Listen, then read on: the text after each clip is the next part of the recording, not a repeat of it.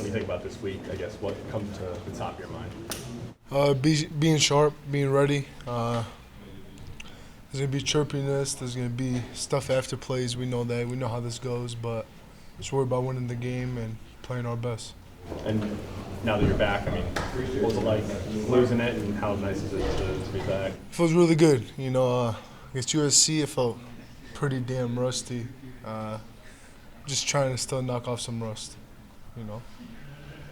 Go to your left there in the back, Zach. How do you think Blake did stepping in, kind of mid-game, and what does that say about him that he was as ready as he was? I think he played really good.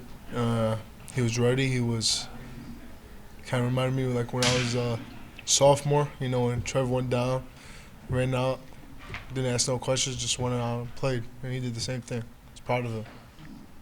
Staying on your left in the front there, Anthony. You get a couple weeks where obviously you were working your way back from your injury. Where do you think the offensive line as a group maybe made some of the most progress while you were just kind of watching? I talked about this before, and I always talk to them about it. Like, no matter who goes down, me or anybody else, you got to be ready, and they were ready. We're not going to – this is football. You're going to get hurt. Somebody's going to get hurt. And for the whole line, you need at least 10 guys to be ready, and I think that's what we have. Back to your right in the front here, Brian. You guys are 1 for 9 on fourth downs this year. I mean, have you noticed anything different on fourth down plays that maybe you guys tensing up or anything, or what can you attribute that to? We got to just do better and execute them better. I thought we got the one last game, but we can't do it that way. We just got to execute. Make sure the ref knows we got the first down. Yeah. All right, farther in the back on your right, Angelique. Gio, Sharon was just talking about urgency is sort of the key word now and got revamped after the USC game. As a captain, what did you do? What did the team do after that loss? We ate it.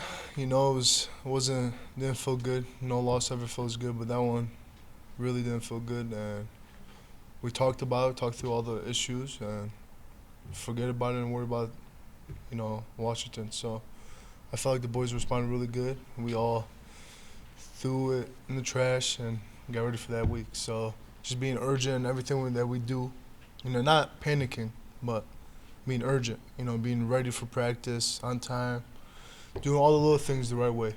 That makes a big difference. And also, how would you describe the Michigan State rivalry? Some things I can't say, but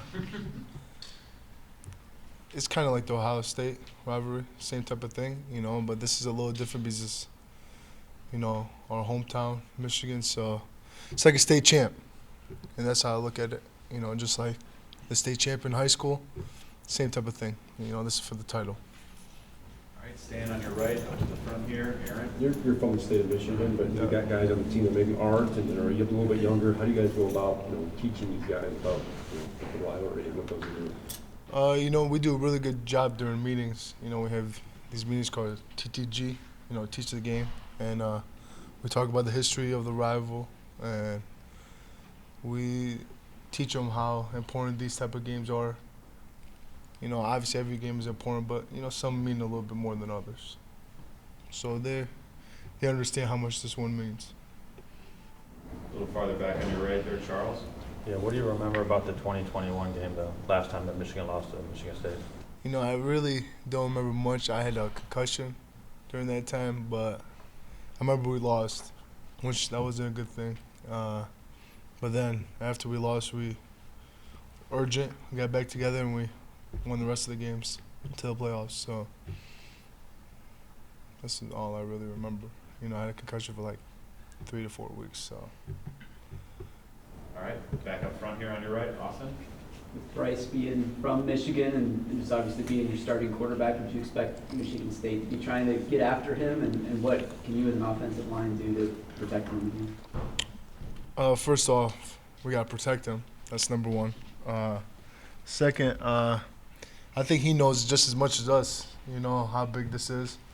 And we know how Michigan State is. And let it come at him, but we got to just protect him and don't let him touch him. All right, we'll go with a few more for Gio. Back to your left, about halfway back, Alejandro. Gio, Chip Lindsey's an OC that has brought outside zone kind of wherever he's been. When he's installing it, when you're installing it at Michigan and all its counters, how does that change the identity of the offensive line? The identity is always the same. You know, you could make outside zone physical. You know, we call it more mid zone, but we really liked it because, you know, the last couple of years we haven't really ran any mid zone or outside zone, so we like it. It's a change up, and we're getting really good at it. So I like it a lot.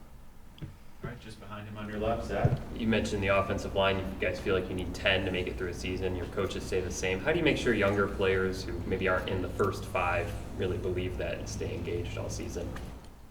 You know, we do a really good job during practice, you know, goings 1s, 2s, even 3s, just to show them, you know, and even like during games where we could have all 3 groups out, it shows them like this is real and it could get real. And they see throughout the season when people get hurt, you know, just like Justice, me, and like other people when they got hurt, someone gets in, they perform well. You know, it's really good for them, individually and for the team. All right, we'll go 1 or 2 more for Gio to the front on the right here, Brian. What are some of your memories you have of the rivalry even before you got to college? You know, growing up, I was really much of a Michigan State fan. I would root against them, even though I didn't watch much college football. I was more of a soccer kid growing up, but always during that time I picked the other team. But it's not like that anymore, obviously. I just remembered, you know, how intense that rivalry was, and even though I didn't know much about football at the time, I just loved the game. So it was interesting.